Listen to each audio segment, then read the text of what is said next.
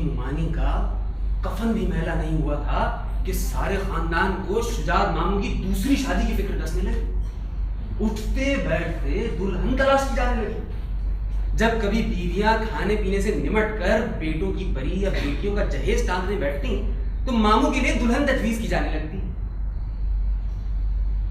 अरे अपनी कनीज फातिमा कैसी रहेगी?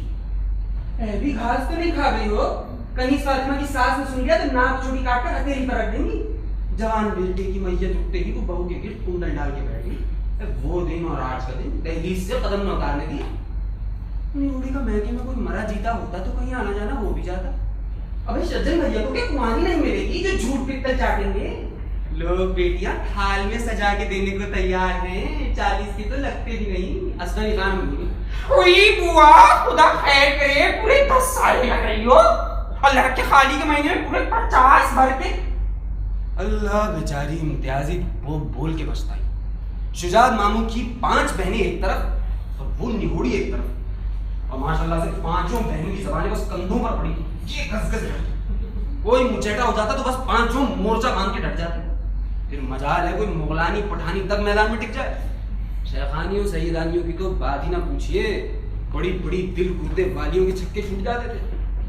मगर इम्तियाजी खुद को भी उन 5 पांडवों पर 100 कौरवों से भारी पड़ गई। उनका सबसे खतरनाक हरबा उनकी चिंचिनाती हुई वर्मे की नोक जैसी आवाज थी। बोलना जो शुरू करती तो मालूम होता जैसे मशीन गन की गोलियां एक कान में घुसती हैं और दूसरे कान से जंग से निकल जाती। जैसे ही उनकी किसी से तकरार शुरू होती सारे मोहल्ले में तुरंत खबर दौड़ जाती कि भाई इम्तियाजी बुआ की किसी से चल निकली।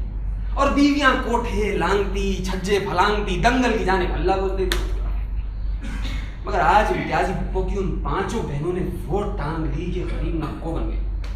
उनकी संजली बेटी गोरी खानम अभी तक कुंवारी धरी थी।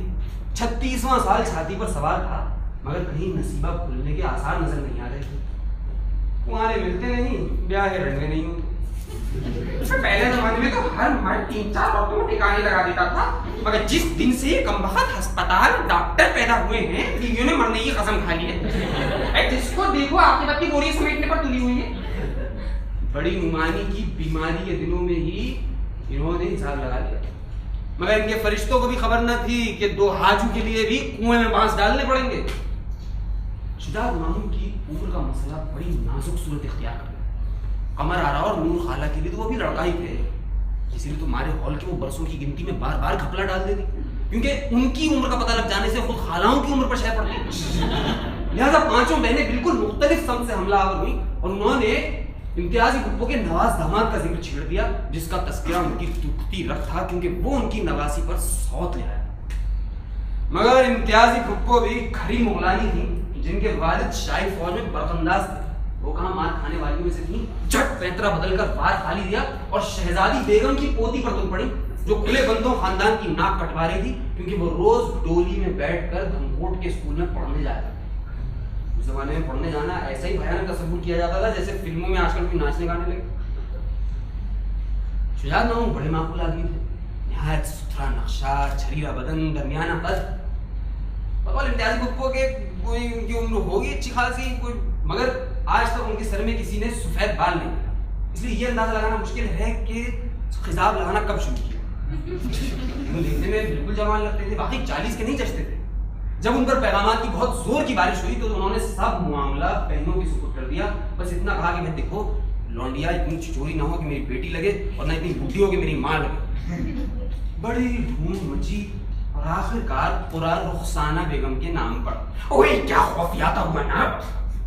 इम्तियाजी बुप्पो को और कुछ ना सूझा तो नाम ही में कीड़े निकालने लगी। लौंडिया 16 से 1 दिन ज्यादा क्यों? 100 जूते सुबह और 100 जूते शाम, ऊपर चौके का पानी। मगर 5 बहनों ने वो मोर्चा कसा के उनकी एक बची। इम्तियाजी बुप्पो बेचारी अपनी गोरी खानम की नाव पार लगाने के लिए खाई न खाई धुन मचाती रहती और रुखसाना बेगम थी कि कोई देखे तो बस देखता ही रहता, जैसे पहली का नाजुक शर्माया हुआ चांद किसी ने उतार लिया। शक्ल देखते जाओ मगर जी ना भरे, तोलो तो 5वें के बाद छठा फूल न चढ़े। रंगत ऐसी जैसे दमकता कुंदन, जिस्म में हड्डी का नाम नहीं, जैसे सख्त मेदी की लोई पर गाय का मक्खन चिपड़ दिया हो। निस्बानियत इस गजब की जैसे दर्जन भर औरतों का सब निचोड़ कर भर दिया। गरम गरम लपटें से निकलती थी। शायद बकौल इम्तियाजी कुप्पो के कोई 16 बरस की होंगी, मगर 19-20 की उठान की। बहनों ने मामू को 25वां साल बताया। उन्हें जरा तकल्लुफ तो हुआ, मगर फिर टाल गए। भाई कम से नहीं तो कोई जुर्म। और सबसे बढ़कर ये कि इंतहाई मुखलिस घर का बोझ थी, दोनों तरफ का खर्चा मामू के सर रहा। जब मामू उन्हें ब्याह की घर लाए तो मुमानी को करीब से देखकर उनके पसीने छूट गए। बाजी तो बिल्कुल बच्ची है। उन्होंने बुखला के कहा, उन्हें मियाँ तेल देखो, तेल की धार देखो। मियाँ मर्द साठा और पाठा, बीवी बीसी और खीसी। 2-4 बच्चे हुए नहीं कि सारी कलाई उतर जाएगी। गू मूत में ना 16 सिंगार रहेंगे, ना ये रंगो रोगन, ना छल्ला सी कमर, ना बाजू बलोच। 10-12 बरस में बराबर की ना लगने लगे तो जोर का हाल मेरा। तो कहूँ थोड़े अरसे में बड़ी भाभी जान की तरह हो जाएगी। फिर अपने बहन के लिए 12.5 बरस की लाइन मामू शर्मा गए। हम यहाँ दूसरी नहीं जीती, इसलिए तीसरी। शमसा बेगम बोली, क्या बक रही हो? अरे मियाँ बड़े बूढ़ों से सुनते आए हैं, दूसरी तो तीसरी का सदका होती है, इसलिए तो पहले जमाने में लोग दूसरी शादी गुड़िया से कराते हैं। आगे फिर जो दुल्हन आए वो तीसरी हो। बहनों ने समझाया और मामू समझ गए। थोड़े ही अरसे में रुखसाना बेगम ने भी समझा दिया। 2-3 साल में अच्छे खाने कपड़े और आशिक़े ज़ार मियाँ ने वो जादू फेरा के पहली का चांद 14वीं का महताब हो गया। वो चांदनी चटकी के पोर से शुआएं फूट निकली, देखने वालों की टाल ठोकने लगती। वो तो शुक्र है जल्दी पेंशन होने वाली थी, वरना रोज रोज के दफ्तर के ओहदे जरूर रंग लाते। बहनों के ले देकर एक भैया थे, बड़ी मुआनी तो दुल्हनावे में ही जी से उतर गई। उनकी कमान कभी चढ़ी ही ना थी। जब तक जिंदा रही सूरत को तरसती रही। आल औलाद खुदा ने ना थी कि उधर जी बह जाता। मियाँ बहनों के चहीते भाई सूरत ना देखे तो खाना ना बचे, दफ्तर से सीधे किसी बहन के घर पहुंचते और वहीं से खाना खाकर वापस आते। इसके बावजूद बड़ी मुमानी जान बेचारी देर रात तक खान सजाए उनकी रात तका करती। कभी इत्तेफाक से घर पर आकर खाना खा लेते तो उनकी जिंदगी का मकसद पूरा हो जाता। आए दिन बहनों के घर हंगामे रहते, दावतें होती, कभी झूठे मुंह भावच को भी बुला लेती, मगर ये बेचारी वहां गरीबुल वतन ही लगती। सब ने बुलाना छोड़ दिया। मामू को भी जब यार दोस्तों की दावतें करनी होती या मुजरे और कव्वालियों की महफिलें सजती, बीवी को पता भी न चलता। बहनें सब इंतजाम कर देती, ये उन्हीं के हाथ में रुपया रख देते।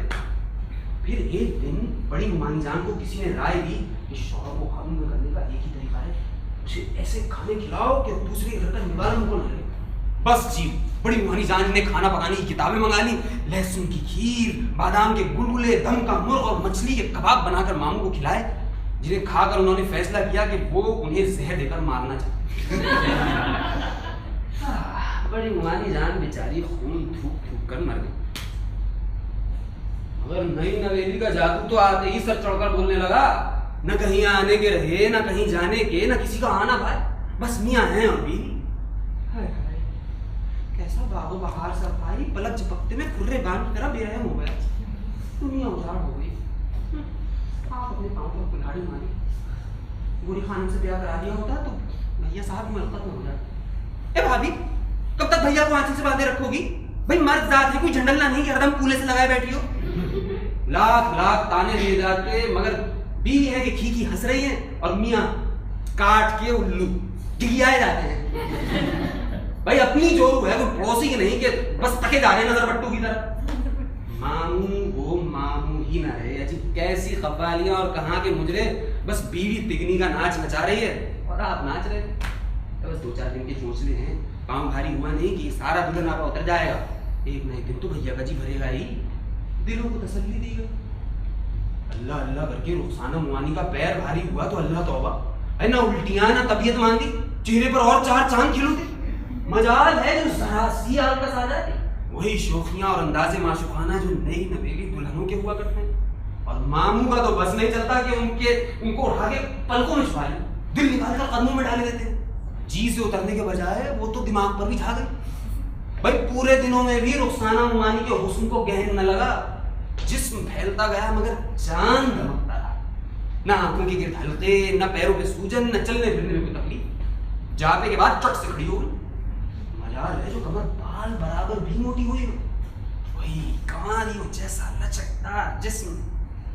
भाई भली बीवी के जापे में बाल झड़ जाते, उनके वो अदबरा कर बढ़े कि खुद सर धोना दुश्वार हो गया। हाँ, बीवी के बजाय मामू जरा चटक गए, जैसे बच्चा उन्होंने ही पैदा किया। थोड़ी सी तोंद ढलक आई, गालों में लंबी लंबी काशें गहरी हो गई, बाल पहले से ज्यादा सफेद हो गए। दाढ़ी न बनी होती तो गालों पर सफेद सफेद चूंटी के अंडे फूटाते। और जब दूसरी बेटी पैदा हुई तो तोंद और आगे खिसक आई, आंखों के नीचे खाल लटकने लगी। निचली दाढ़ का दर्द जब काबू से बाहर हुआ तो मजबूरन निकलवाना पड़ी। एक ईंट खिसकी तो सारी इमारत की चूल्हे ढीली। उन दिनों रुखसाना उमानी की अक्ल दाढ़ निकल रही थी। मामू की बतीसी उनके असली दांतों से ज्यादा हसीन साबित हुई। उम्र का इल्जाम नजले के सामने सर गया। शायद बहुत इम्तियाजी होके रुखसाना मुआनी की उम्र अब कोई 26 बरस थी, मगर अब भी वो जब बच्चों के साथ धमा चौकड़ी मचाने के मूड में आ जाती तो 16 बरस की लगने लगती। कई सालों से उम्र का बढ़ना रुक गया। यूं मालूम होता था जैसे उनकी उम्र किसी अड़ियल टट्टू की तरह एक जगह जम गई है और आगे खिसकने का नाम ही नहीं लेती। नंदों के दिलों पर आरे चलते थे। यूं भी जब अपने हाथ पांव थकने लगे तो जवानों की शोखियां मूज और घोड़े की दुलहत्ती की तरह सीने में लगती हैं। और मुमानी तो साफ अमानत में खयानत कर रही है। भाई शराफत और गलमसाहट का तकाजा तो ये था कि वो अपने शौहर को खुदाए मिजाजी समझती, उनके बुरे भले में उनका साथ देती। ये नहीं कि मियाँ थके मांदे पड़े और बीवी मुर्गियों के पीछे दौड़ रही। भाभी तुम पे खुदा की सौ नस्ल की खबर न है कि हरदम घुड़गंदी बनी मुर्गियां खदेड़ रही हो। तो और क्या करूं, खाला मुझे बीवी है। और सुनो, मैं तुम्हारी खाला से हो गई। सज्जन भैया मुझे 4 साल बड़े हैं, बड़ा भाई बाप बराबर, तुम भी मेरी बड़ी हो। और डॉक्टर तो मुझे खाला कहा। अच्छा, शादी से पहले रुखसाना मुमानी की अम्मा शमसा बेगम की दुपट्टा बदल बहन कहलाती। वही हुस्न और कमसनी जिसने मामू को एक दिन अपना गुलाम बना लिया था, अब उनकी आंखों में खटकने लगा। लंगड़ा बच्चा जब दूसरे बच्चों के साथ दौड़ नहीं पाता तो चिढ़कर मचल जाता है कि तुम बेईमानी कर रहे हो। मुमानी मामू के साथ दगा कर रही थी। कभी कभी तो उन्हें लड़कियों बालियों की तरह हंसता या दौड़ते भागते देखकर मामू के दिल में टीसे उठते। लौंडों को लुभाने के लिए क्या तन के चलती हो, हैं? अब अपने लिए कोई जवान पट्टा ढूंढ लो। मुमानी पहले तो हंसकर टाल देती, फिर झेप कर गुलनार हो जाती। इस पर मामू और चौराहा हो जाते और वो भारी भारी इल्जाम लगाते उन पर कि खुदा की परात, ये फलाने से आंखें लड़ा रही है और दिमाग से तुम्हारा ताल्लुक है। तब मुमानी सन्नाटे में आ जाती, आंखों से मोटे मोटे आंसू चला होते। वो अलगनी पर से अपना दुपट्टा घसीट कर जिस्म ढक कर सर झुकाए कमरे में चली जाती। मामू के पैरों तले से जमीन खिसक जाती, उनके हाथ पांव भूलने लगते, वो उनके कदमों में सर फोड़ते, उनके आगे नाक रगड़ते, रोने लगते, मैं कमीना हूँ, हरामजादा हूँ, जूती लो जितनी चाहे मुझे मारो, मेरी जान, मेरी रूही, मेरी मलका शहजादी।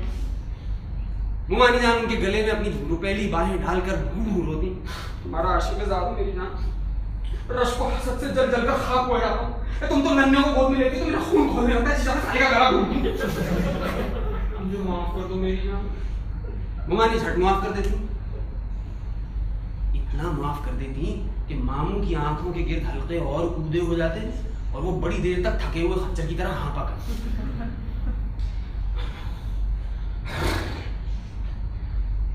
और फिर वो दिन भी आया कि मामू माफी ही ना मांग सके।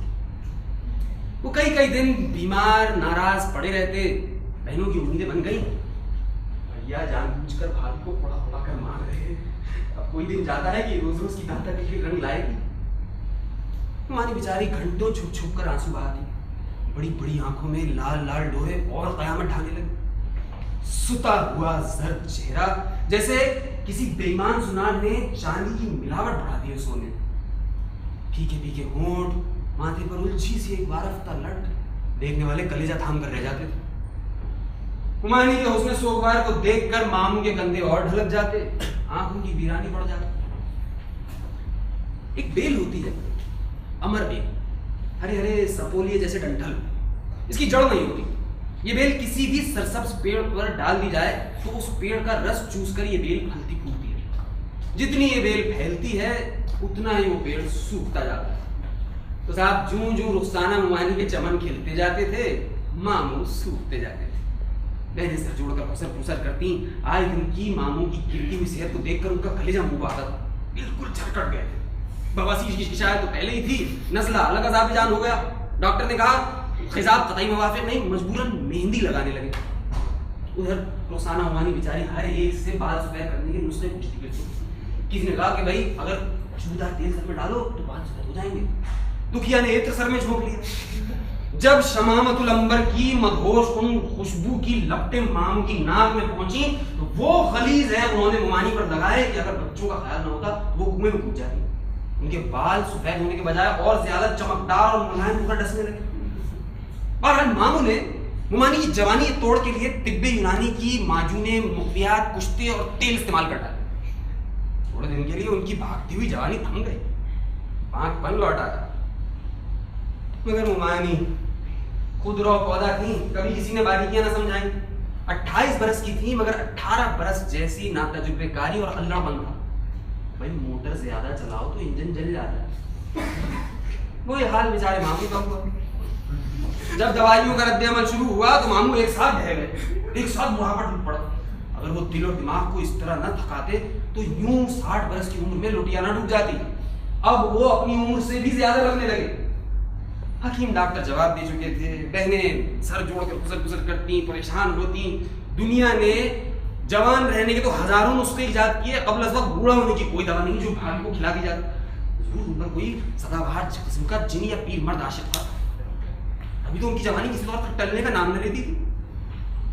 तावीज़ गंडे हार गए, टोने टोट के जित हो गए, अमरवेल फैलती रही, बरगद का पेड़ सूखता रहा।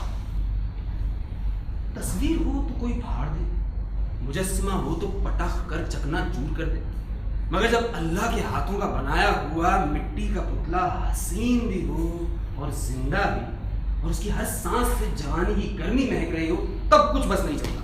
उसके चढ़ते सूरज को उतारने का एक ही तरीका है कि उसे खाने की मार दी जाए, यानी घी, गोश्त, अंडे, दूध कतई। जब से मामू का बुढ़ापा आया था, हाजमा खराब हुआ था, तब से मुमानी से बच्चों के लिए गोश्त वगैरह बनाती थी। अब उससे भी परहेज हो गया। भाभी ये क्या छाल छत अपनी लोटियों की तरह शलवार कमीज पहनती हो? अब भारी भरकम कपड़े पहना करो ताकि अपनी उम्र की लगो। मुमानी ने टका हुआ दुपट्टा और गरारा पहनना शुरू कर दिया। किसी यार की बगल में जाने की तैयारी है।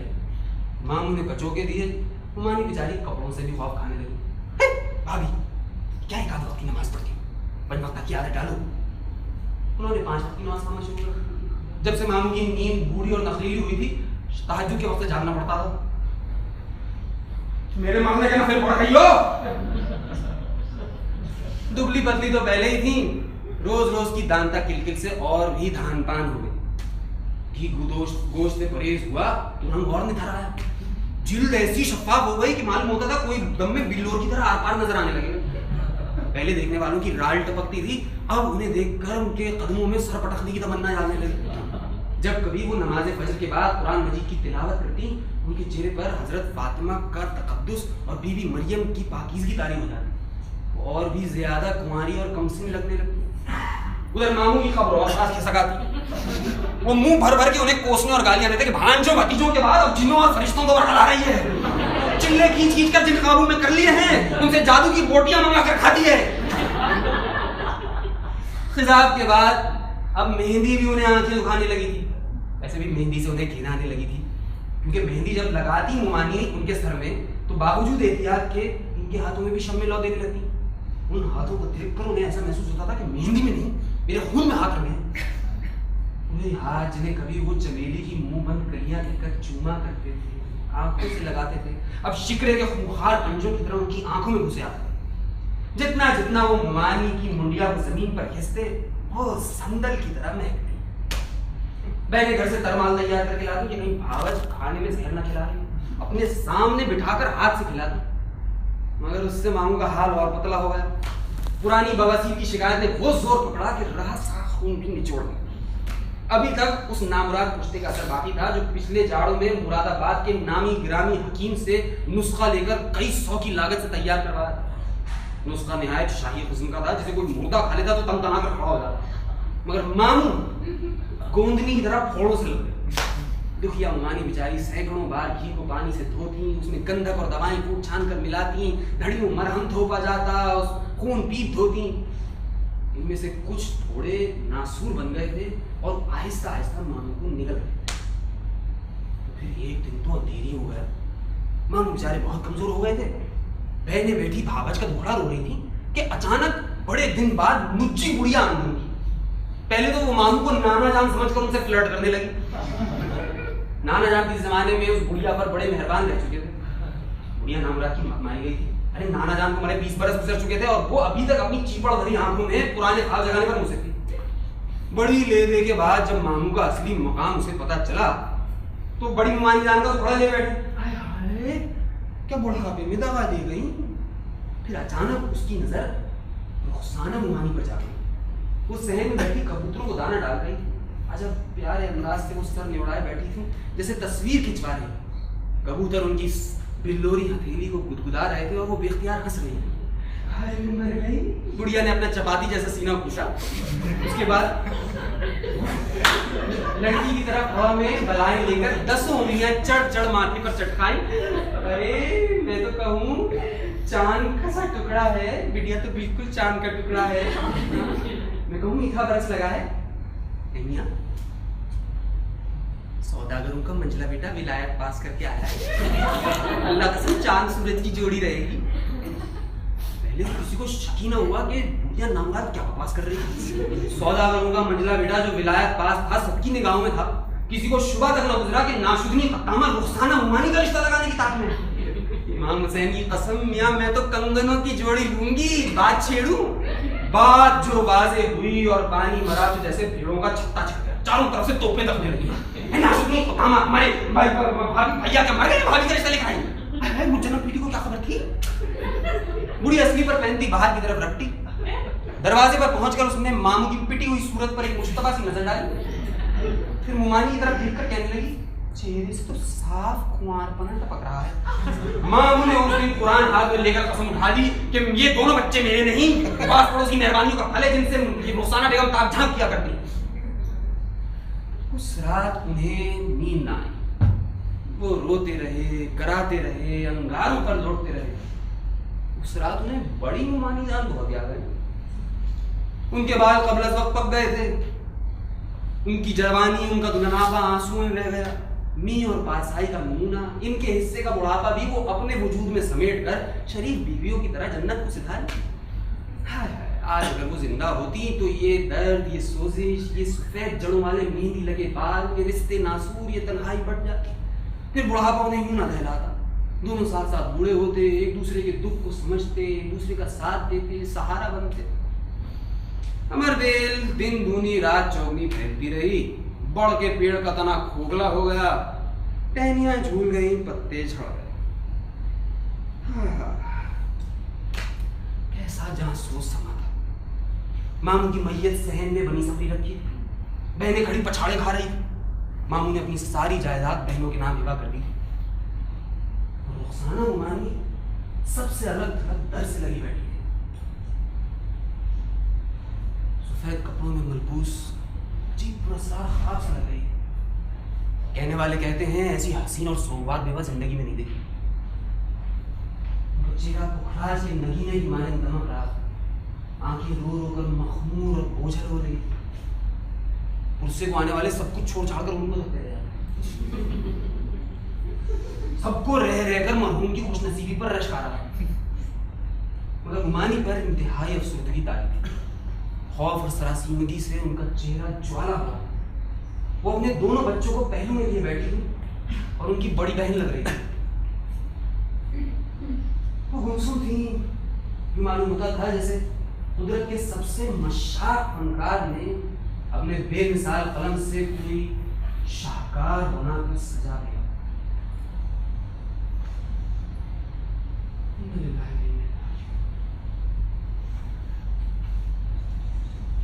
मामू के लिए दुआ।